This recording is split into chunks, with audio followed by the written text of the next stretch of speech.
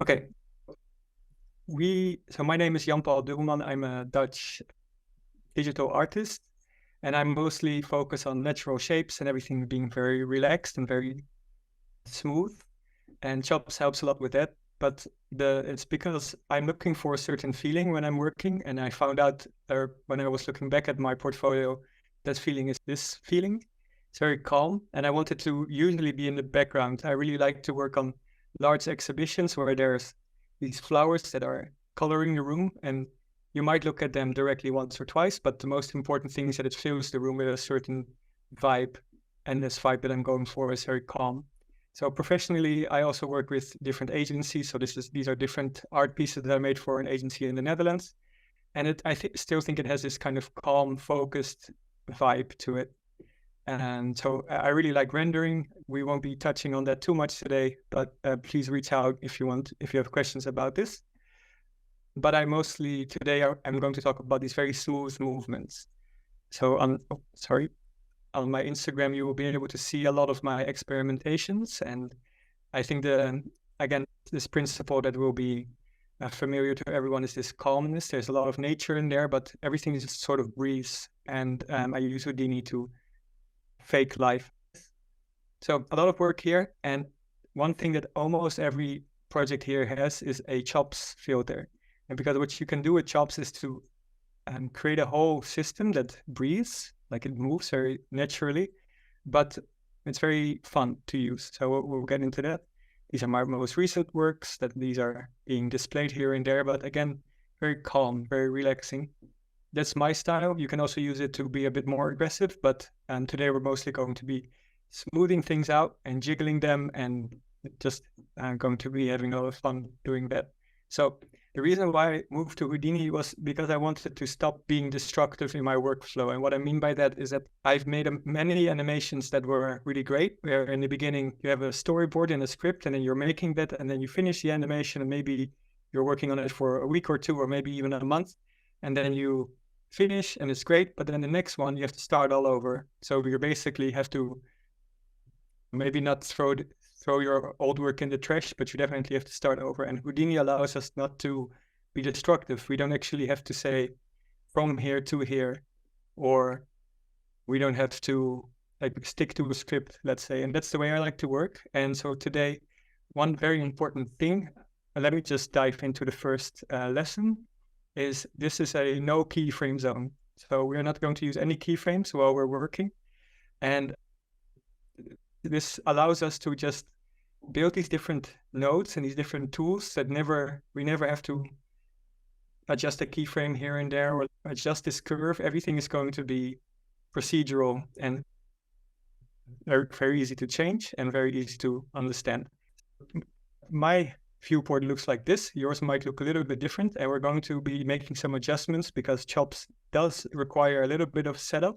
First, I think everyone should make their background dark because it just makes things easier to see. But whatever you use, I'll be using the dark desktop because I'm going to be using a lot of points, and sometimes they get lost when your background is too light. And I'll probably I'll be switching the grid on and off, right? And you can see one little point in the middle, and I just do that to make things more clear for myself. Okay, another thing I would like you to do is to press this little button over here and then split this display from top and bottom. And then we're going to use a screen that you may have never seen before, but it's actually very important. So you go here, you go to viewers, and then there is a motion effects view.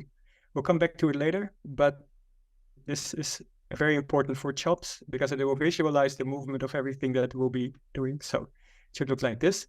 And then one more is that I want you to press the button over here, this little tab, and then you split the pane left and right, and it'll just copy it like this, and then change this, right click on this number here and make it number 2, and we'll come back to it later.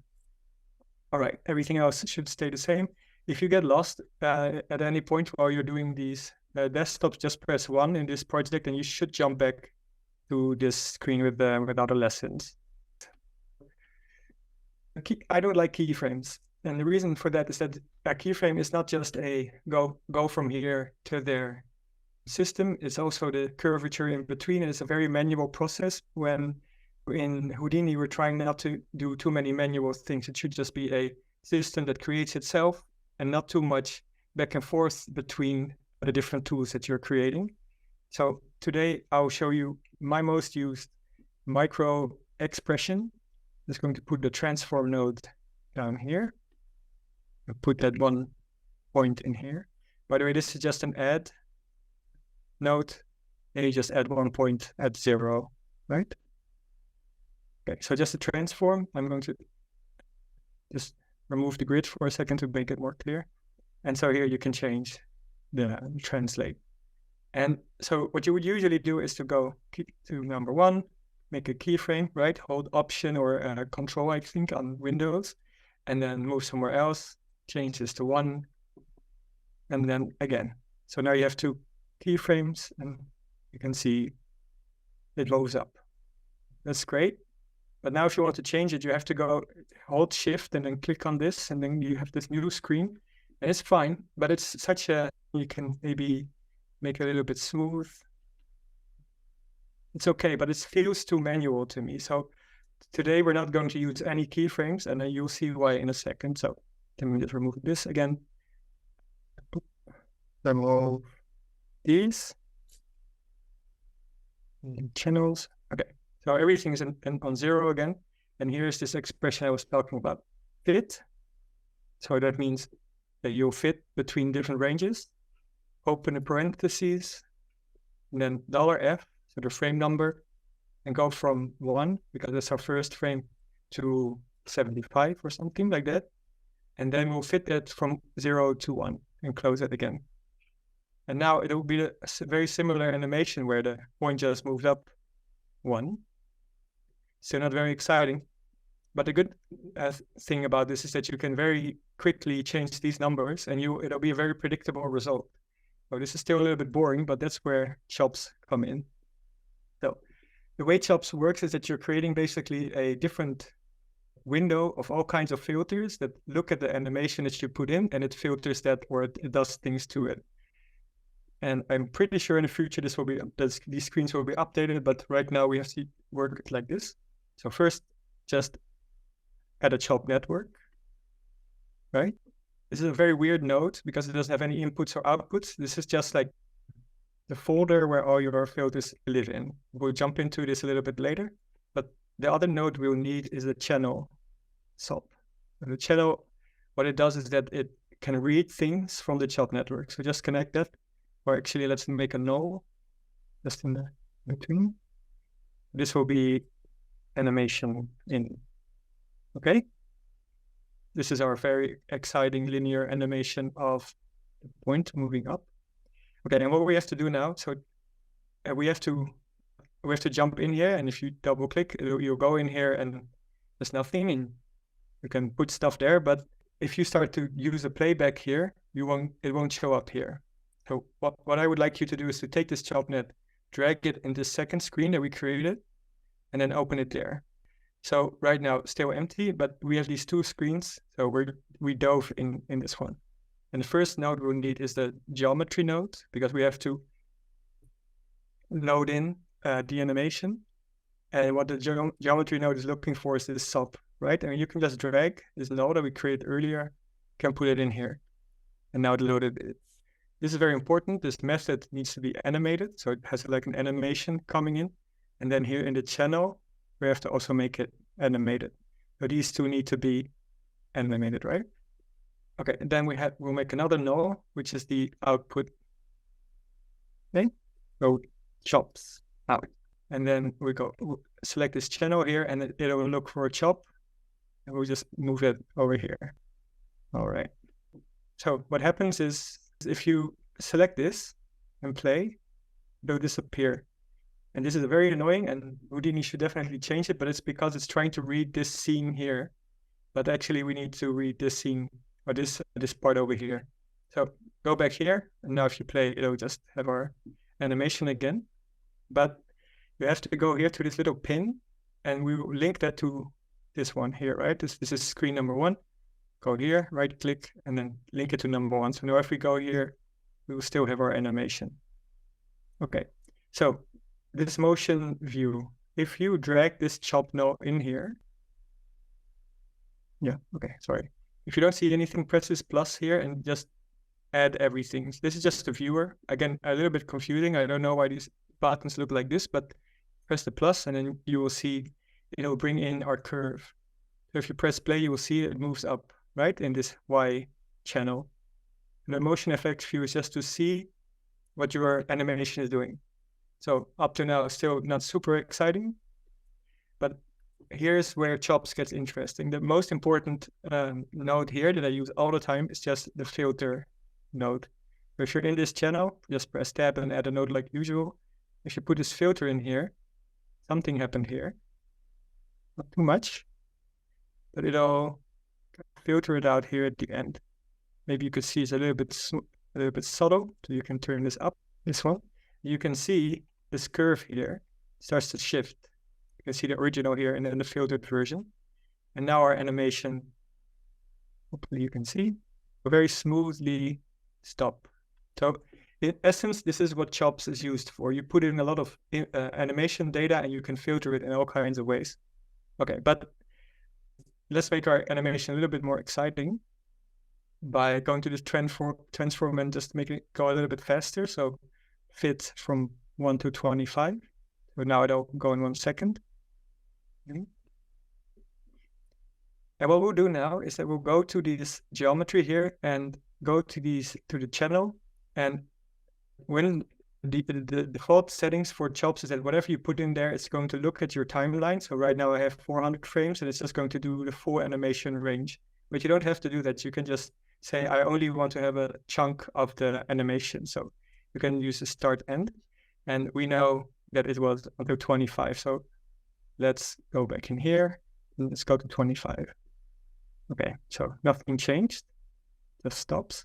But then if you extend right here, you do cycle, right? So if you put a cycle, oh, so sorry, these are seconds, right? Not frames, but seconds. So 25 frames to 1 second. So if you put it to 1, cut it off up to there, and after that it'll cycle. So it'll go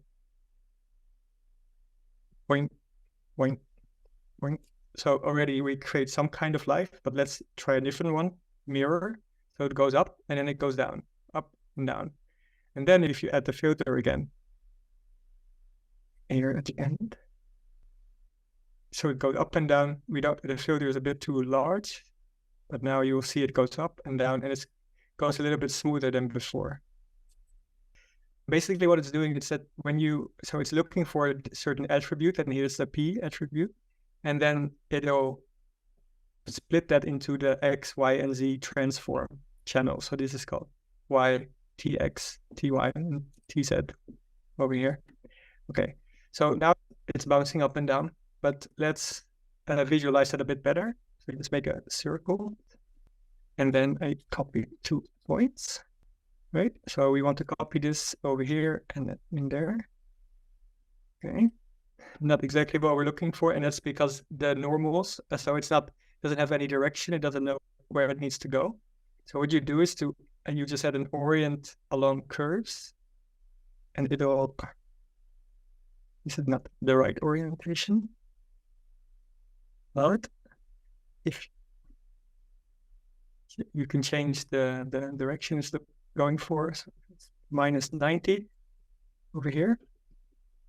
And now this should go in and out.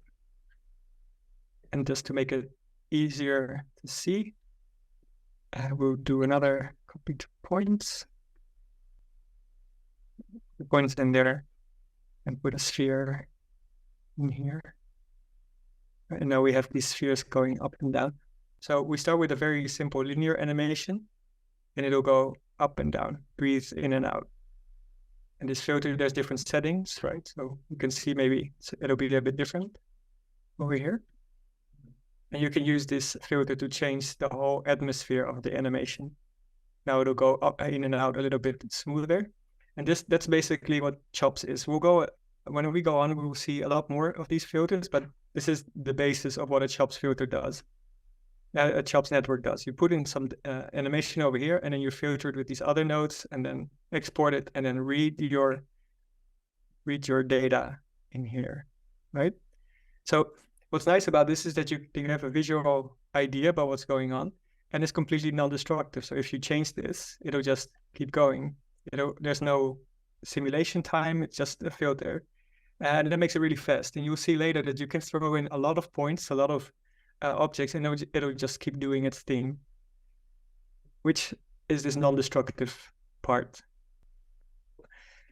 CHOPS is really good for filtering all kinds of things. And what we're going to do right now is we're going to filter a physical object to make it jiggle. This is another one of these tools that I think Houdini should just have. Like when you type jiggle here, it should just have something, but it doesn't. It's not, I don't know really why. And most of the time we think we have to go immediately to Vellum and do like a soft body simulation. But I think for many animations that we want to make, CHOPS is actually a lot faster and a lot more flexible. So let's just make a cube, give it some more divisions. Harder. Right, simple cube. Nothing too exciting so far. And what I like to do then is use this match size to make sure that it always, if you put on the grid here again, you'll see that it puts it right in the middle of the scene. But I want it to be from 0 to 1, right? So just, if you put it in here and just put it justify to min, it'll push it up, and then it will be, because it's 1 scale high, it'll go from 0 to 1, and you'll see why that's important later. And then we're going to make another transform like before. This time we're going to animate its rotation. Okay, so here you can change the rotation. This will be our rotation.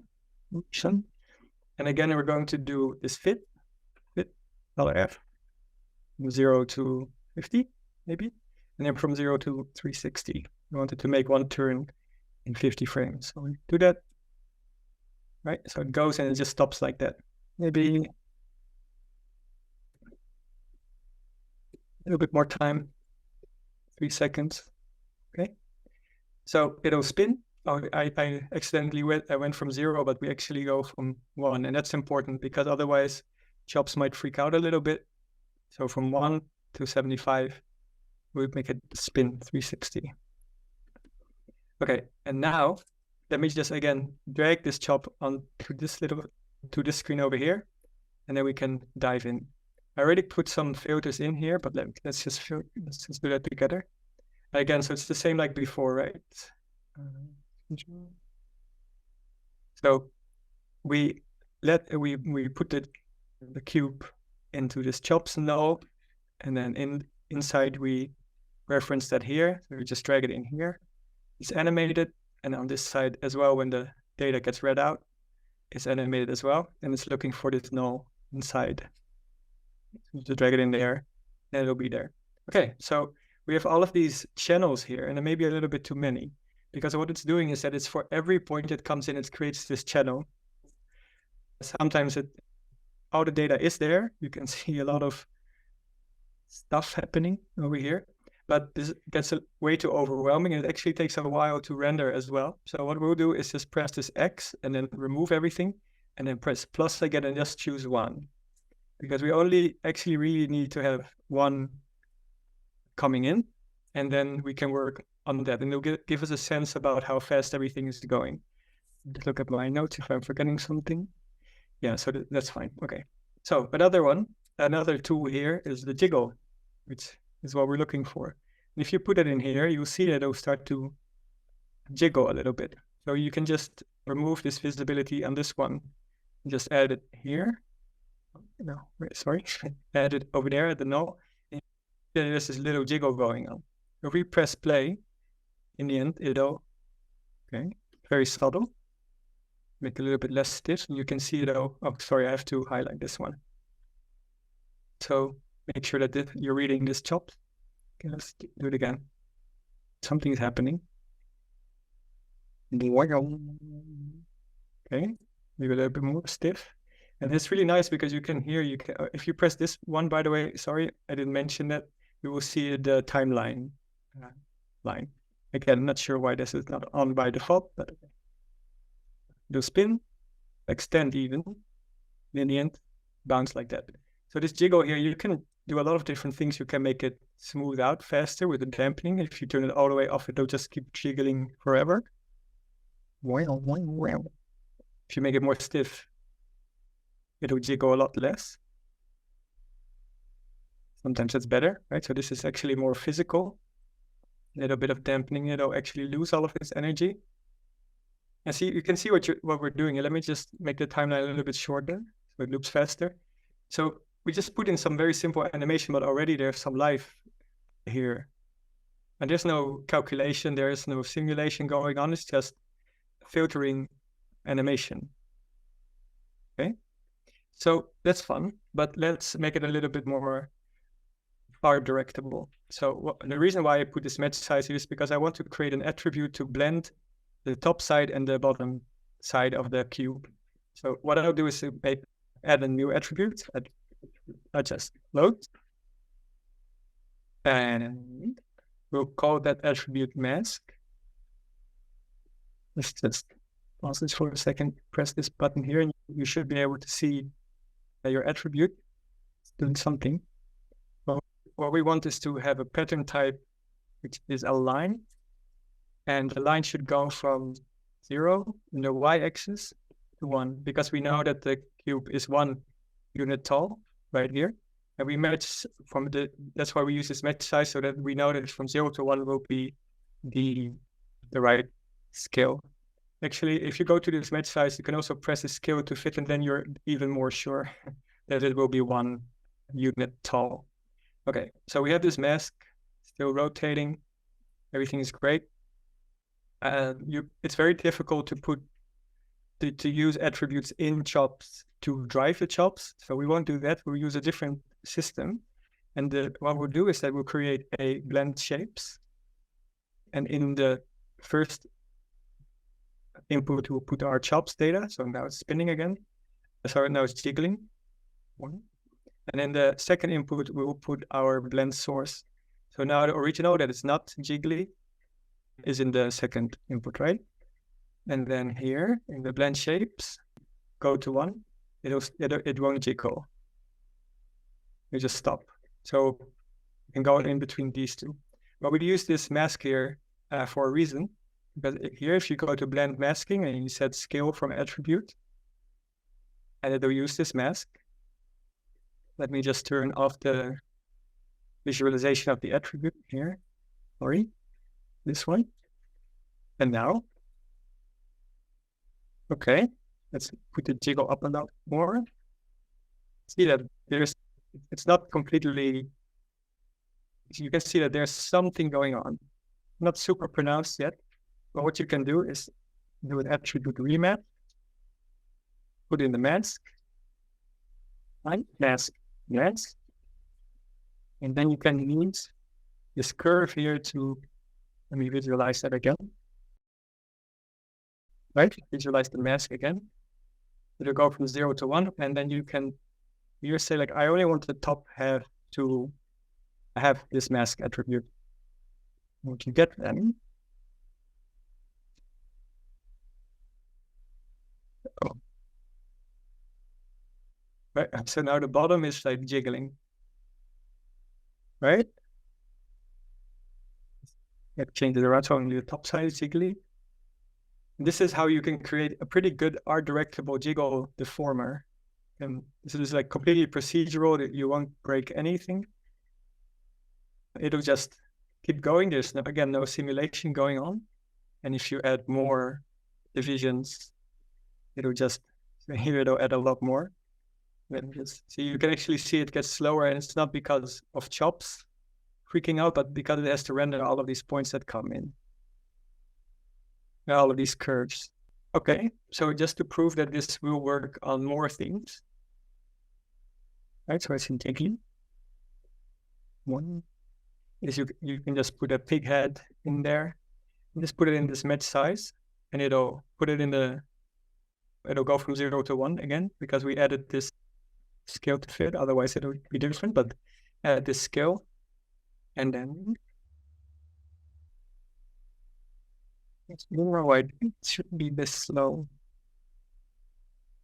Yeah, That's the next step. We'll go over that. But you can throw in almost everything and it'll go. So eventually you will end up. So if you have a cached sequence that has 1,000 frames, it'll read all of those points and all of its animation. And if you have 1,000 frames, it will have to do that at each point for each frame. Eventually, it could get a little bit slow, but I'll show you in the next example about how you can use cache data to add a lot more life to a otherwise quite boring animation. So yeah, and again, so why I like to use these fit functions is that if you make it 3 times as fast, right, it'll just keep doing its thing, and you can very quickly, if you want to have it more stiff, a little bit more damping, you'll see there's so much more life in this animation now, and you can just very quickly change this mask here and it'll just go. There's no slowness here. It'll just keep going. So eventually you might overwhelm it if you have too many points, but in my experience, this will work on just about everything. So if you put in a sphere, it'll do that as well. Now you have a sphere. Okay, sphere doesn't maybe not a great example. So you could do that, but this seminar will mostly be talking about how it affects the points, and points don't generally have a rotation. It does have a transform, right? But most of the time it's looking for this, where it is in the scene. So X, Y, and Z. We will be using other attributes as well, but rotation is a little bit more difficult, a little bit more complex. But what you could do is just make the whole simulation, rotate everything, and then just use CHOPS here at the end. Most of my work, it has a lot of life in it because I use CHOPS and I use simulations to add this kind of secondary motion and make it very smooth and nice. So this, when you open this lesson up, it's just a simple circle, scatter some points on it. There's 500 here, and again it'll spin. Very simple linear animation. This time, again, let's move this one over here and then open it up. Okay, again, quite a lot. Again, remove everything, just add one. I'm just adding one to get a good feeling of what kind of animation we're getting. And here is a new node, it's called a spring node. And that's a spring node is better if you just work with points, because the jiggle node will work here, but the jiggle node is expecting a physical object like a cube or this pig face. But most of my work starts with either a line or just a set of points like these. So if you put a spring in here, what you get, let me actually, what I'll do here is that I put them next to each other. So I just merge them together, and on the left will be the CHOPS and on the right will be the original. And this is just adding one node. You see we're not done yet, but we're getting a lot of life here. So it had this springiness to it. And so what I like to do is to start with a filter to smooth it out in the beginning. It'll start with a little bit of smoothness, and then use the spring. The spring constant basically says how much springiness is in there. Oh, let me just make it a little bit longer.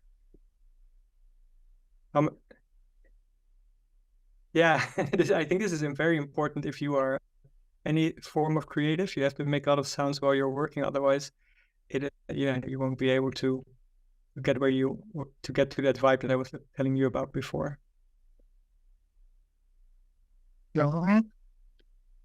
Sometimes at this geometry, you just have to turn it off, let's say, and on again, and now it will recalculate the CHOPS, and now you can see it'll keep bouncing right after. So the spring, this is how much spring energy is in there in the beginning. So now there's a lot, and it'll just go. But if you make it a lot less, maybe even 5, you see it'll get way big, and then in the end it'll. This is still the same animation we had before, but there's just so much more life in here just because we add one node in here. Then together with the filter, it gets even more smooth. This mass is basically just a multiplier. So if you make this really big, it'll basically multiply how much it'll spring.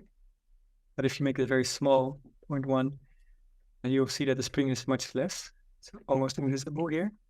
And again, you can use this curve here to gauge how springiness it is.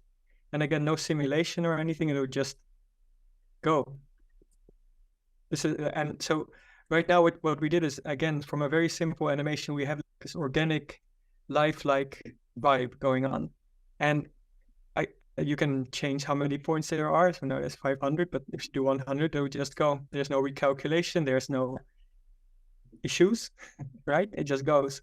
And most of my work starts like this. I just create a bunch of points or a bunch of lines and then make one very simple animation, a rotation or a translate, any position change. And then on the chops, add some life in the beginning.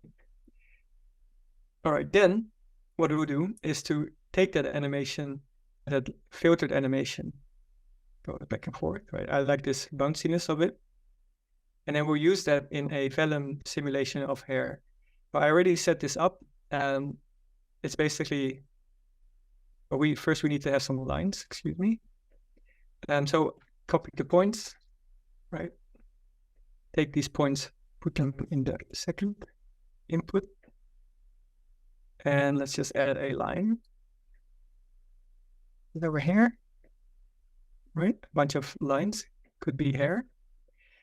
And then what I did is that it's here it's just a configure hair, right? Configure hair, then configure hair, and it'll create this node for you. But what I did is that I put it's looking for a pin point. We have to create that. Best thing is to make a resample first. And then add a group. And the group needs to be a point, needs to be called pin.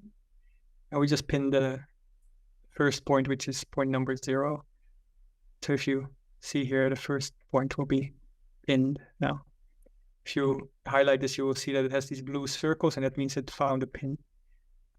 Go back to the resample, add some more points. Turn this off, turn this on. Maybe 10 is okay for now.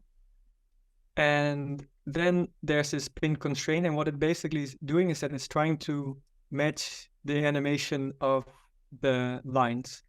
Oh, sorry, before I forget, in this hair configure, make sure that in the pin to an animation, this match animation is on.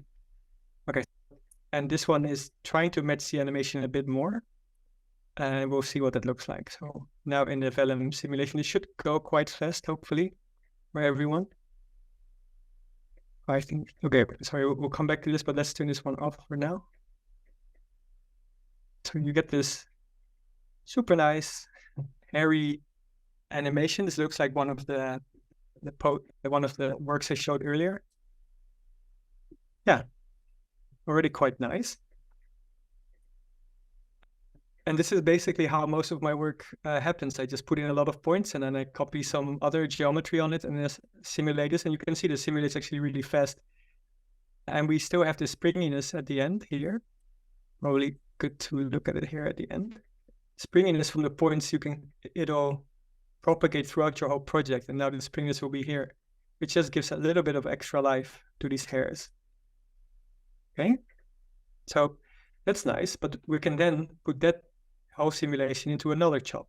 So what I did in this one, again, let's just drag it to this other screen. Yep. Yes, let's open it up. And here I put another jiggle in there. And what that looks like. And it just looks like this. See, it has so much more movement and energy right now than before. And if you see it side by side, see, like this one is nice, but this one is really bouncy and wavy. There's so much more life in there. And again, it's really easy to just add more stiffness and it'll keep all the energy from before, but it just makes it a little bit more stiff.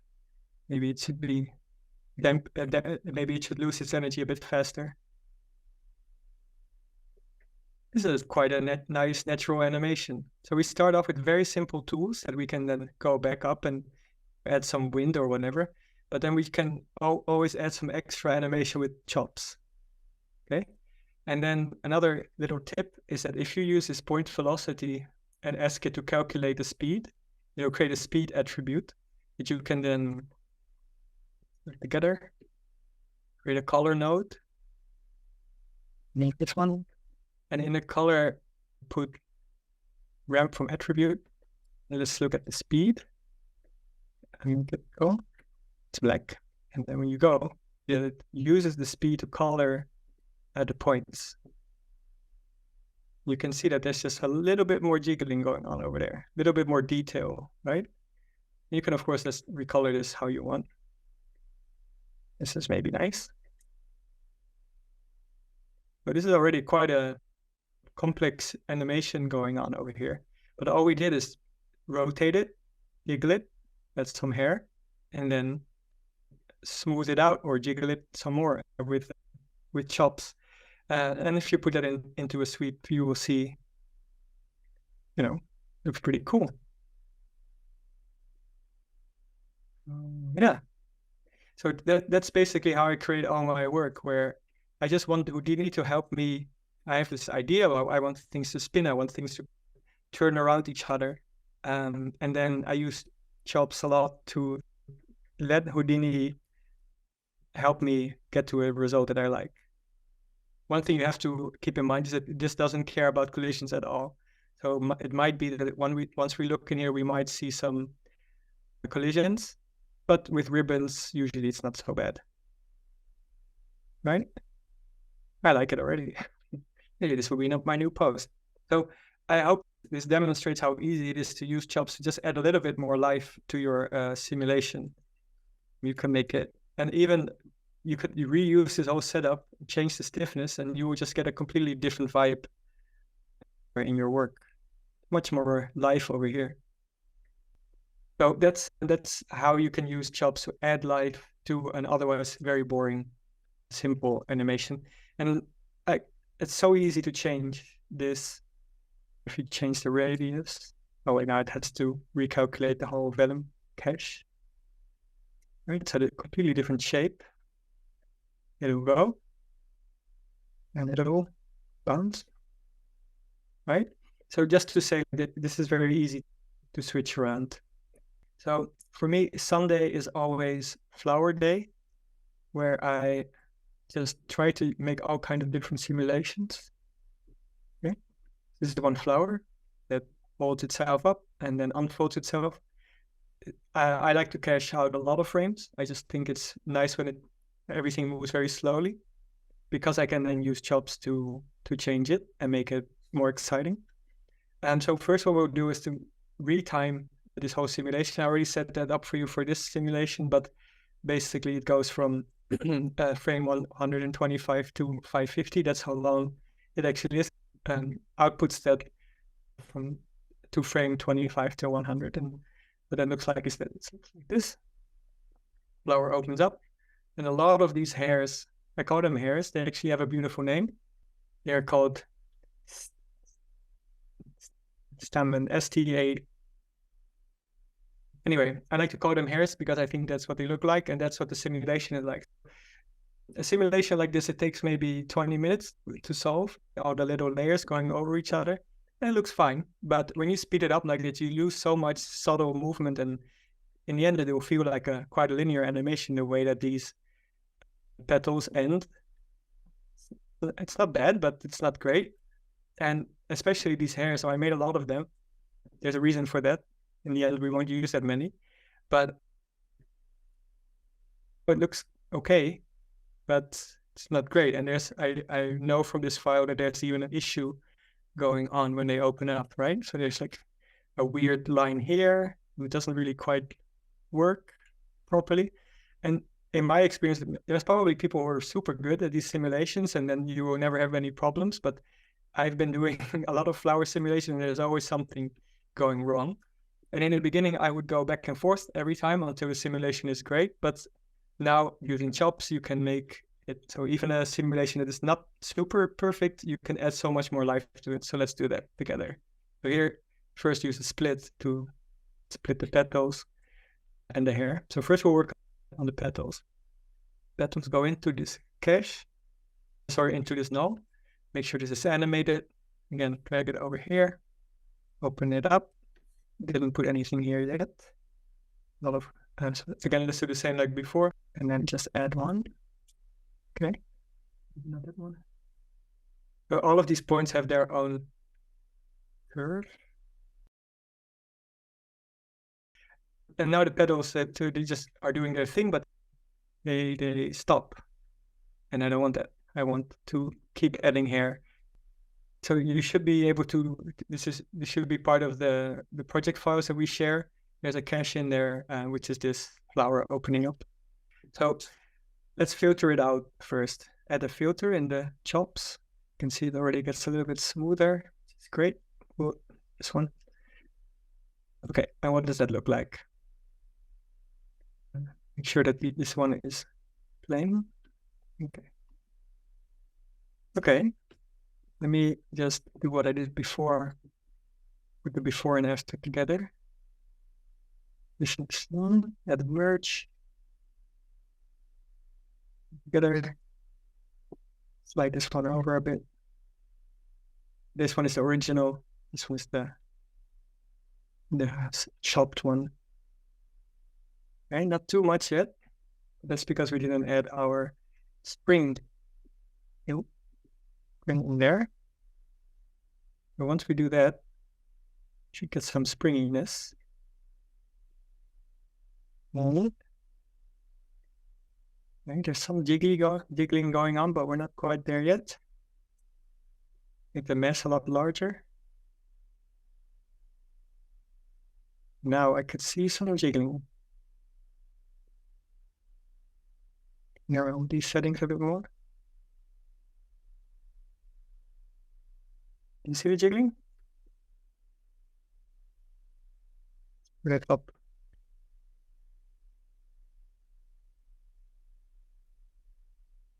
Yeah, so this is the only limitation that CHOPS has right now, is that it's very difficult to control the strength of this using attributes that you made before.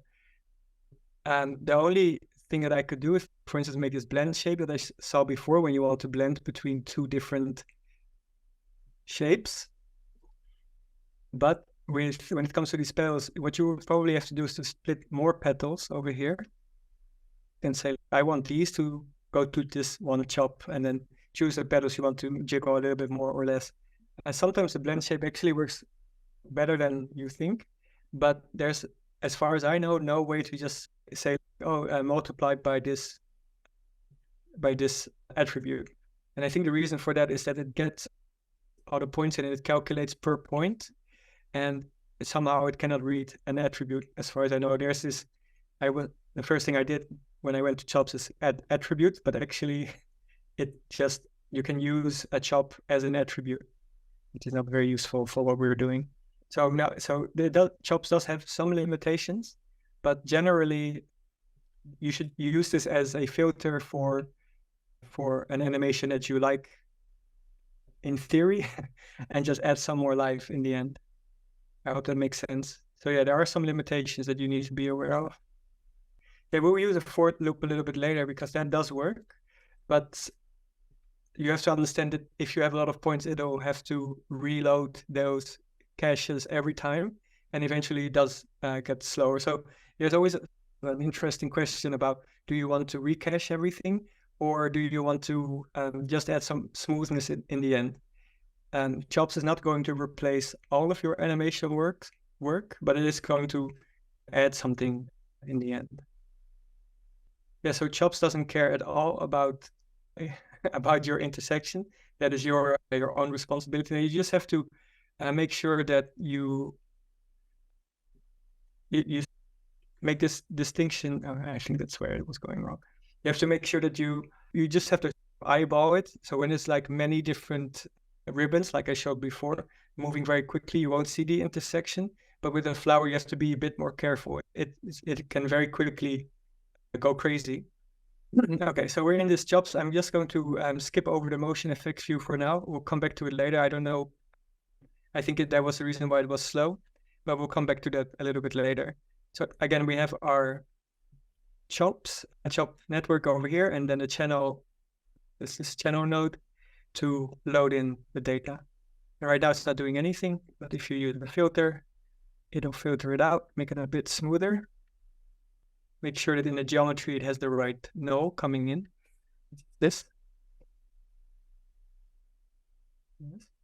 And then you read the right chop. Okay.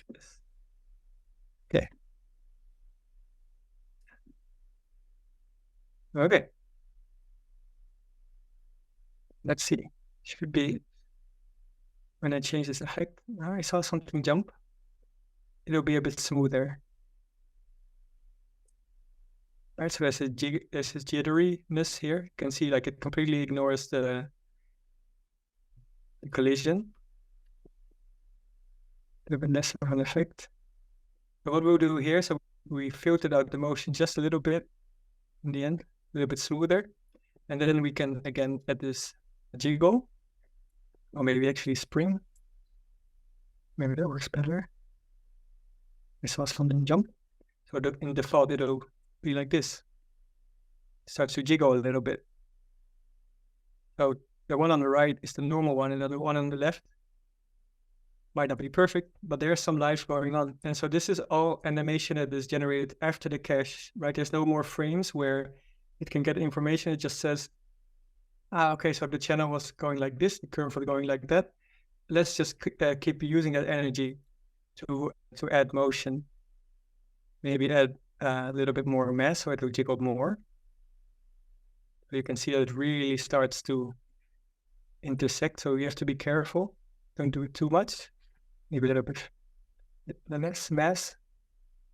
And it just has a little bit more jiggling at the end. Right? And so this is procedural. It won't have any effect on what you did before. It won't destroy anything. Okay, sometimes it destroys something with intersect. But yeah, you can see how fast this is. This is still the same cache as before. And now we added some extra life here. Right? Okay, so those are the petals, I think. You can also just stop it and see where it intersects and just dial it back. Right? No, they don't intersect. A little bit more jiggling. Maybe it'll lose its energy a bit faster if you up the damping. Much more lively animation. If you put on the points, it's even clearer to see. That keeps going. And I think that's what natural animation is all about. Nothing in life ever really stops. So like it always keeps jiggling and moving around a little bit. And that's how you add more detail to an animation that you already cached before. This works really great on cloth. This works great on geometry that opens up or geometry that shoots out. So let's work on these hairs and you will see what I mean. So here are the hairs from before. And if you see them together over here, that it opens up and then the hairs all come out. But it actually goes a little bit too fast. I want the hairs to come out just a little bit later. So let's just add a time shift node. And I really like this way of working where I'm quite happy with the simulation, but I just want to add some detail in the end. So now we're just working on the hairs. I go into this super simple expression here. So it's the $f minus 15, and now they will come out 15 frames later. Let me just turn this off for now. And then if you add them together, so they all open up, and there's a little bit of anticipation before they all shoot out. And if you compare this what it was in the beginning, there's just a little bit more art directability to all of this. But again, so they come in, but then they just stop. There's no life there anymore. But just like with what we did before, we're just adding, there's this chop network over here. It's fun. Okay, we'll move it again to the screen over here and dive inside smooth. Make sure this is all set up right. Should be. Right? And then here, and here. What did it should be called? Oh, here, yeah, it's good. Okay, so now we have the hair here. It's in the chop network, and we can start adding things. Maybe here a jiggle would be nice. See? Like this is why I like it so much. You just add one little node, and there's suddenly the whole simulation feels a lot more alive. Maybe a little bit too much, but add more stiffness and add more damping. And that very simple animation from before, which has some issues, suddenly has so much more life. Right? So if you put them together right now, this feels good to me. So this is nice, but what I wanted to do with this simulation was to add a glow in these hairs when they open up. Like I want some light passing through them. And we're going to use mobs for that. So mobs spread Falloff. If you don't have mobs, it's free, you can download it, it's very nice. We'll use a different method of adding this Falloff later, but we'll just use mobs now to add some simple Falloff. You can put this before or after, because we will come back to it later.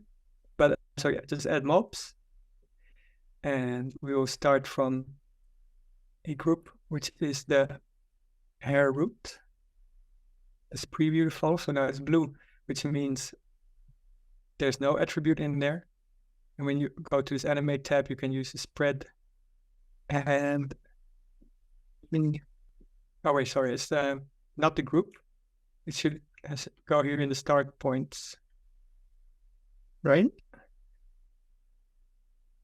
We have this very nice per hair Falloff. So we just want to put that in there. No keyframes, fit, LF, 1, 2, 8 maybe. And then 0 to 1. I think that's already enough. But now I put it after the time shift, right? But if you put it before the time shift, that makes more sense. Right, so you might have to tweak the numbers a little bit, but so here it says eyeball that, saying from 45 to 100 even. It'll get this glowiness to it. And then so CHOPS only cares about the animation. So this won't do anything for a glow, it will just have this very smooth build up.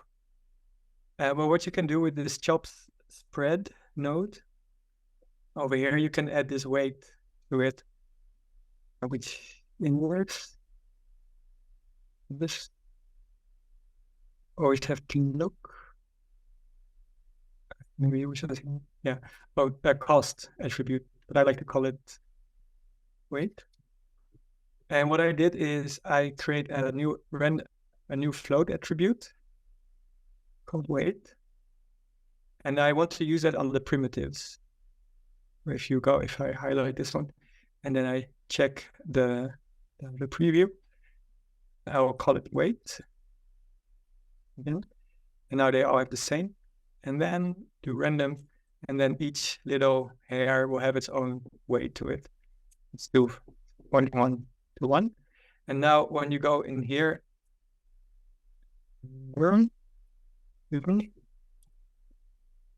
nothing happens, because the weight attribute right now is a primitive attribute, and it needs to be a point attribute. Attribute promote. And then we'll go from the primitive to a point, and it's called weight. And once you do that, you'll see that you'll get an offset. Some of them get filled in later than the other ones. And you'll see that maybe they won't be filled in all the way. So make sure that they do. 1.5.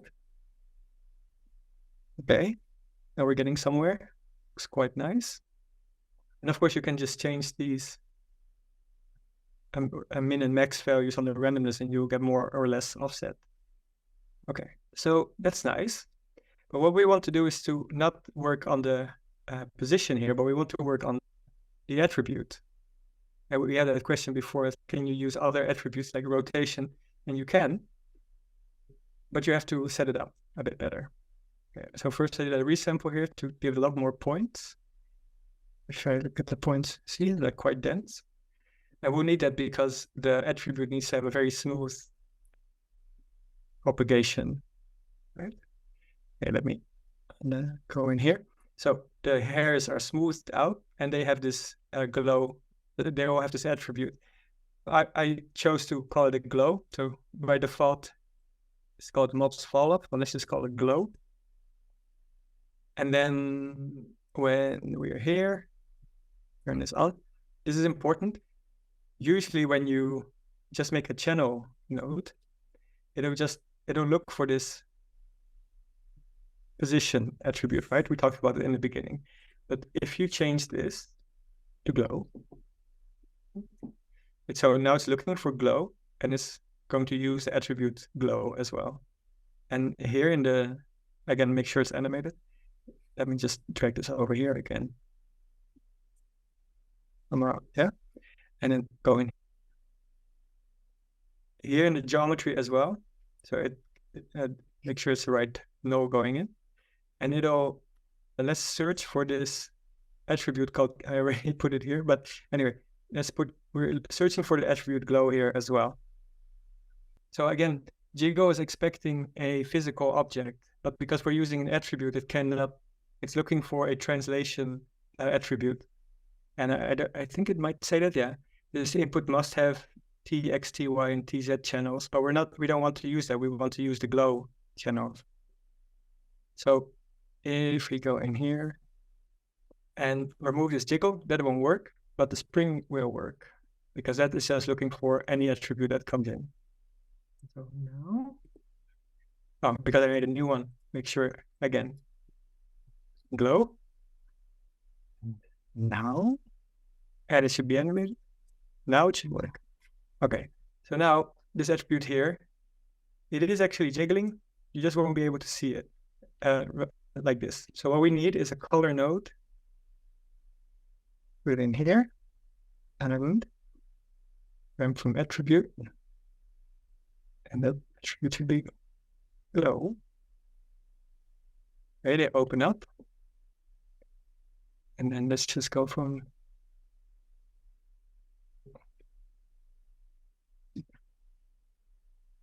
black to white, and then to black again. See, that doesn't make me. See, constantly evolving glowing.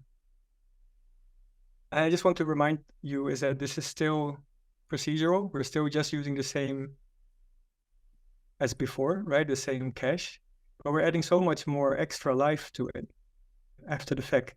And you can again change this. If you add more mass, it'll shake around a lot faster. Now suddenly this very simple spread that we put on there has this unlimited life going in. And so let's put that together. But now it's like nice and opens up and there's still some extra life. The petals are just a little bit bouncy, but then these, like they really come in and they do their thing. And it'll just keep going forever because it's kind of bouncing back and forth. And if you add more damping, eventually they will stop having an edge, right? So you can also do that. All of this procedural, don't have to do any simulation. It'll just keep going. And so you can use here, you can, if you put a rainbow in there, put one stereo, different one. You have so many different ways of using this. They will just keep going and going. And you can use this in your renders, or you can use this just to add a lot more detail. And what I like about is that you can just change these sliders here and it just shows you the result on the fly, which I think is also really important. Completely art directable and very predictable as well.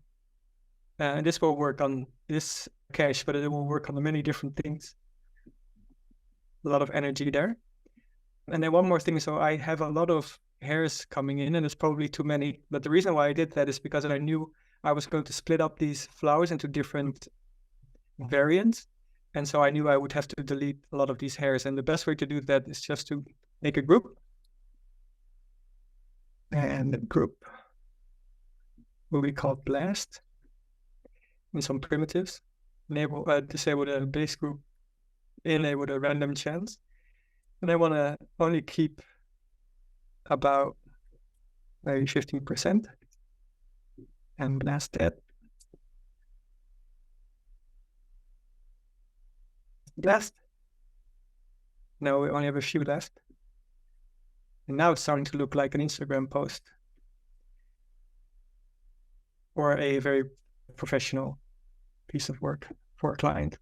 So you can see, like, we started with something like a little bit broken and a little bit boring, but now there's so much more life there. And I think if you saw my Instagram, you can recognize this shape coming up.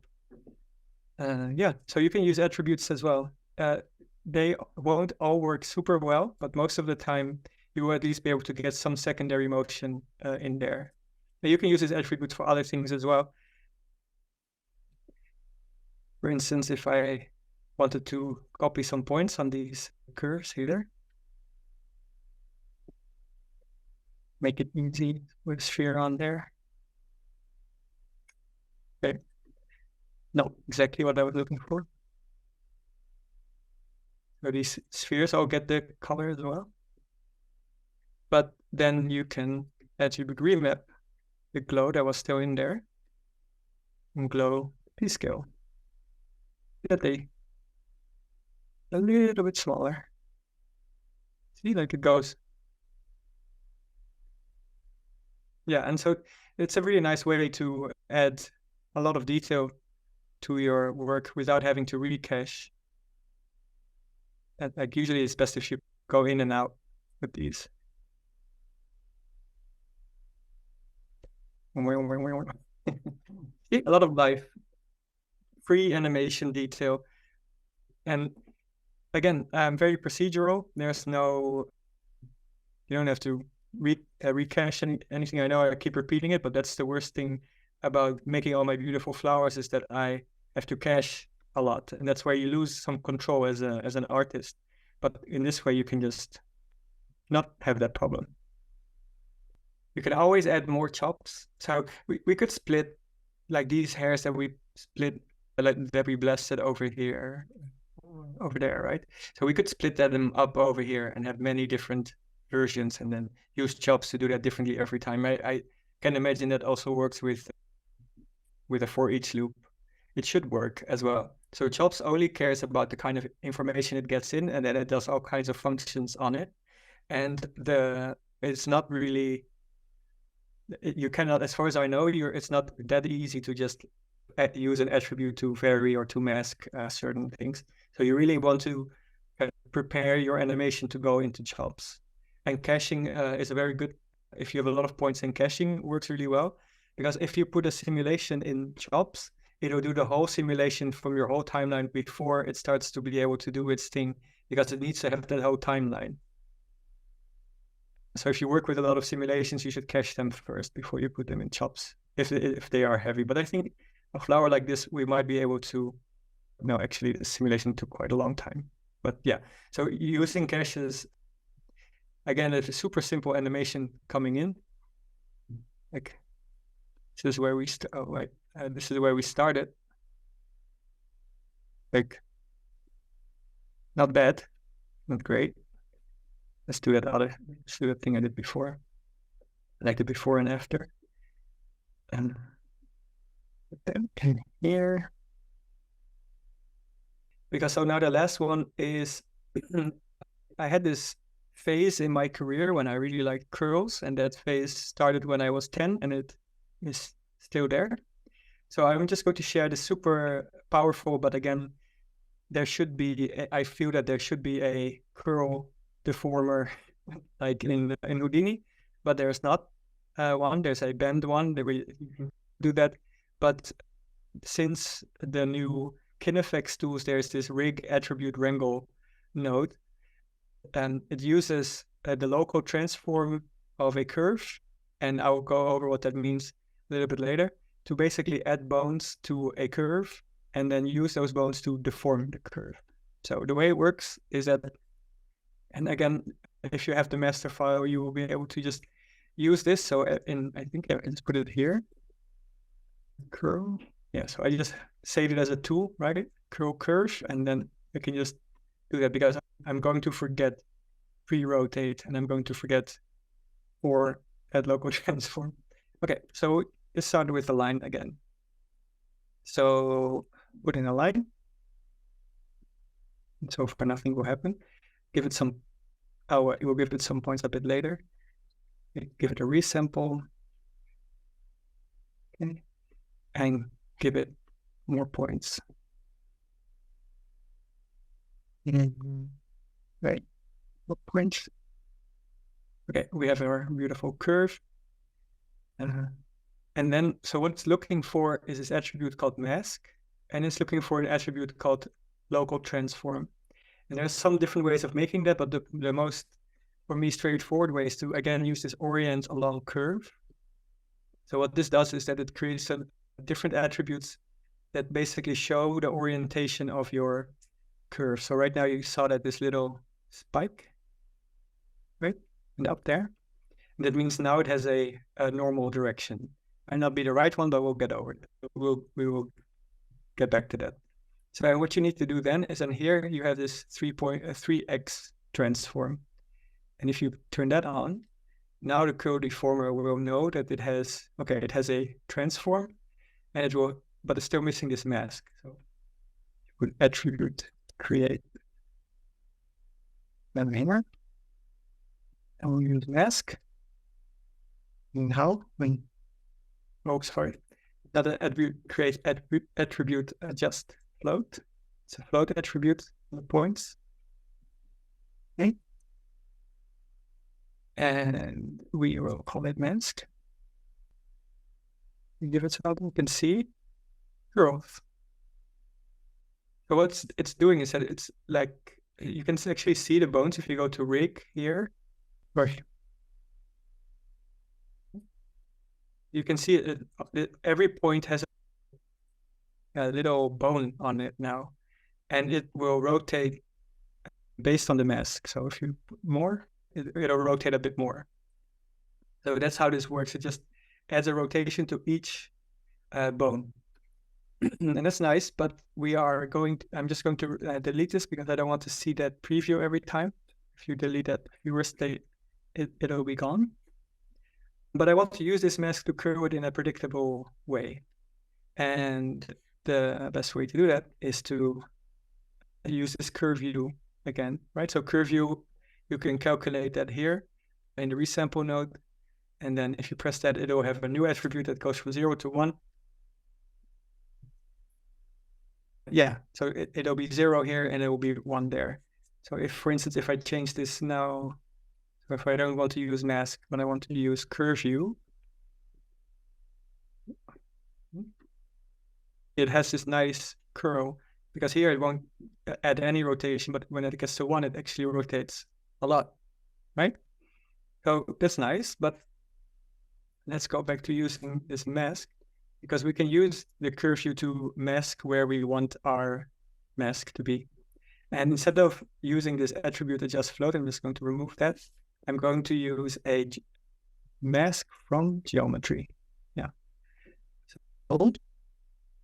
make sure that the resample goes in the first and the second input. And then let me just visualize something. Oh, it needs to have a reference group, and it needs to be from a point.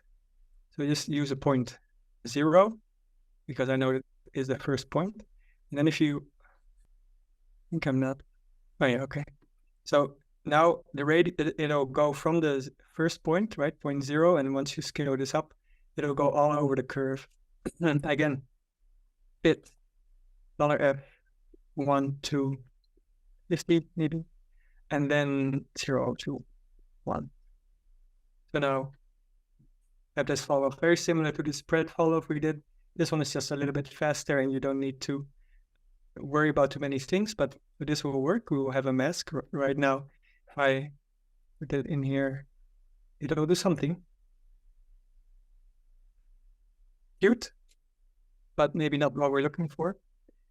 And then what we can do is to use an attribute combine. No, was it attribute remap? Yeah.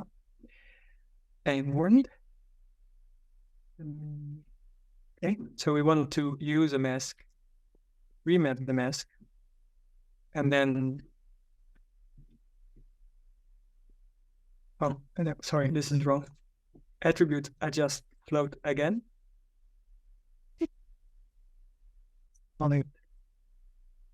Next. What we'll do is here in this pattern type, you can choose remap attribute. And we will use the curve view to add or remove from the attribute. So I will use multiply, which means it will cut out parts of the mask using the curve view. Now you see that it changed a little bit. You can see it's not able to go quite as far. And if you here in this max value, if you turn it up, you will give it more turns, right? Actually, I will, yeah. Okay. So we're getting somewhere. The only thing we need now is somewhere here. Let's put an attribute remap where we use the curve view to mask a little bit better.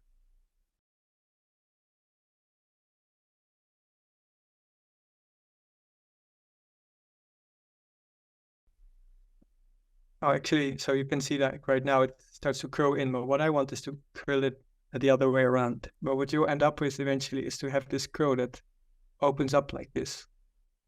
And I really like this movement where you have a curve that, yeah, it just feels very natural to me, the way that this opens up.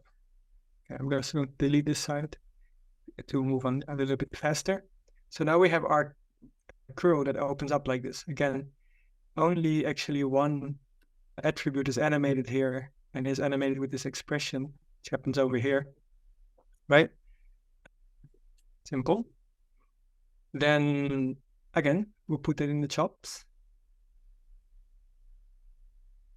Great. I think I did I put something in here already? Yeah, okay. This will be the final result. Let me.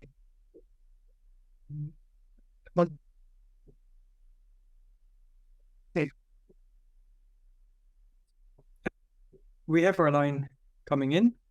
Nothing exciting too much, and nothing exciting yet. But what you can also do with chops is to just stretch the animation that comes in. You can use a time shift, or you can change the settings here.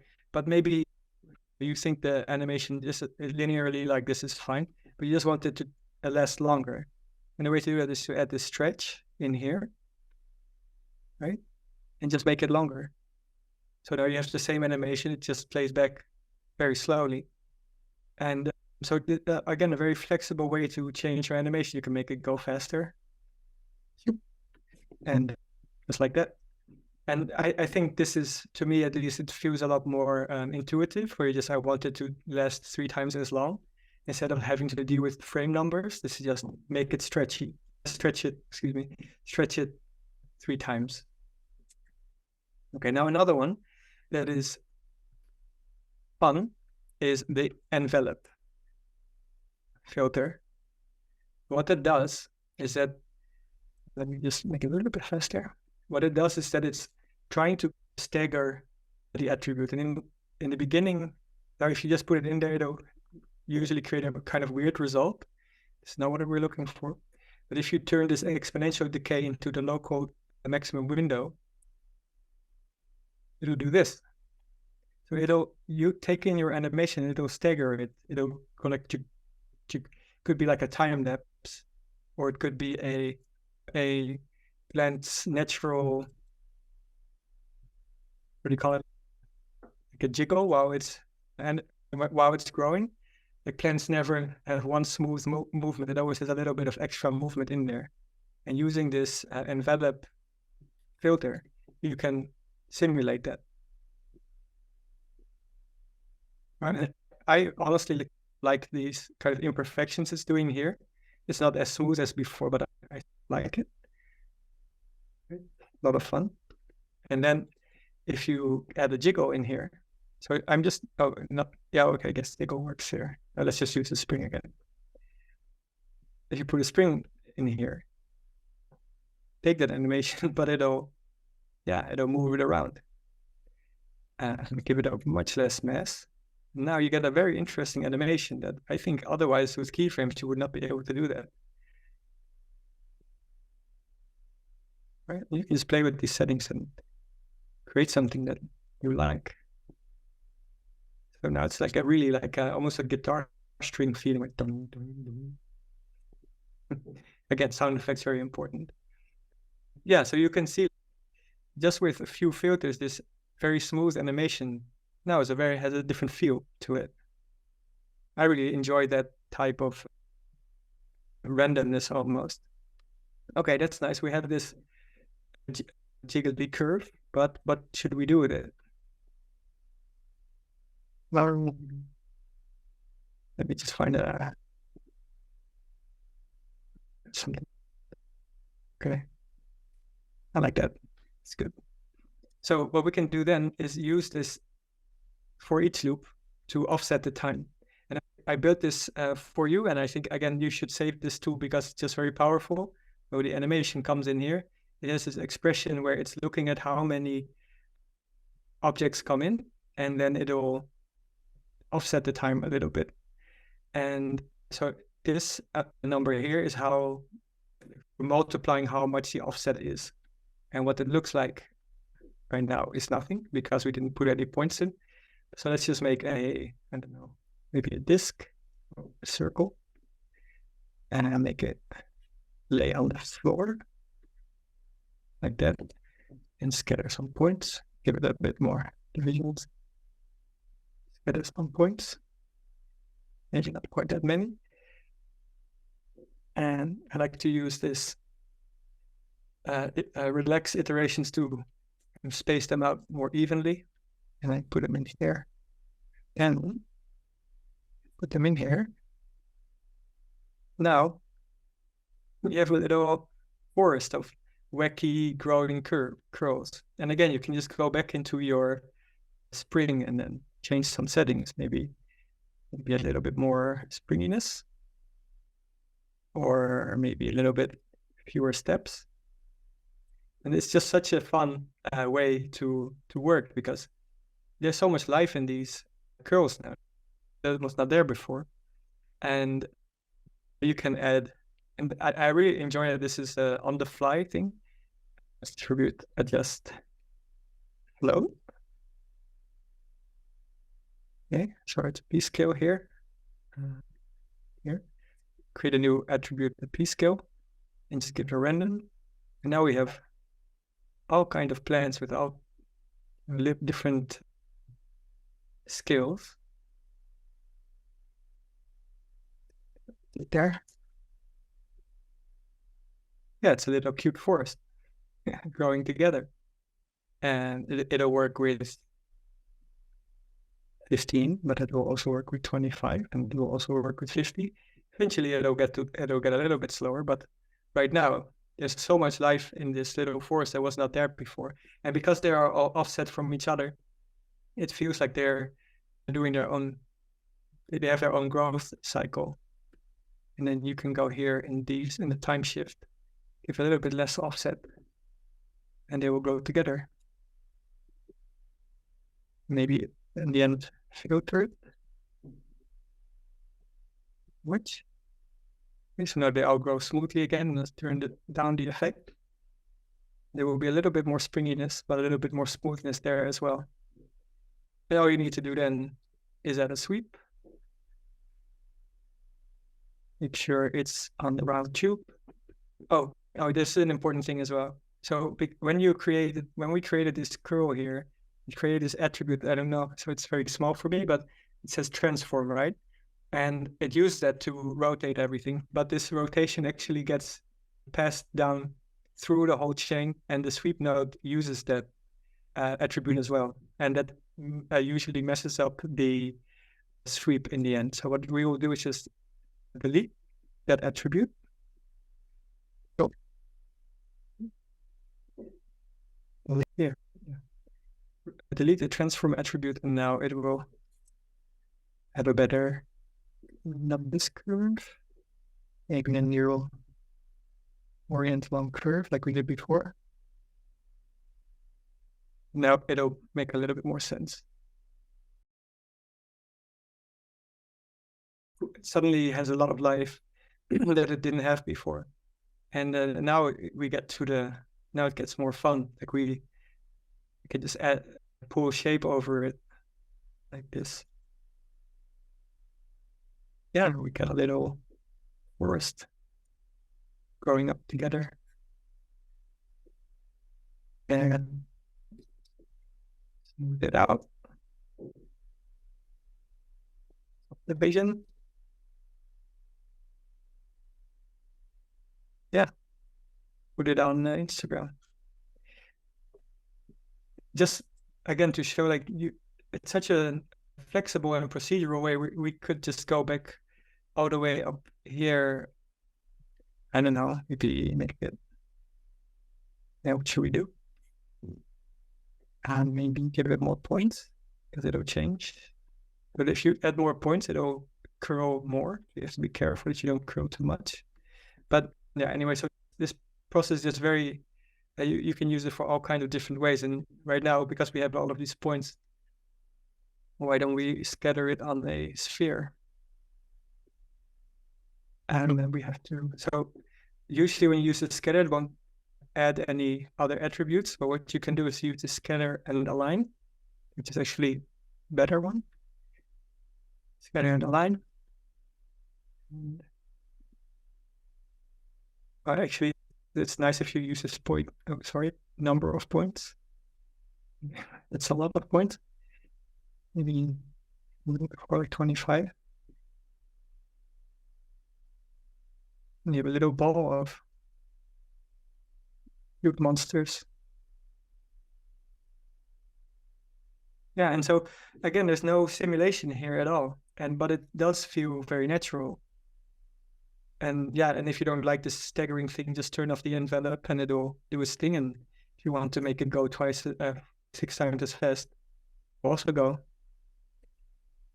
Maybe a little bit more springiness.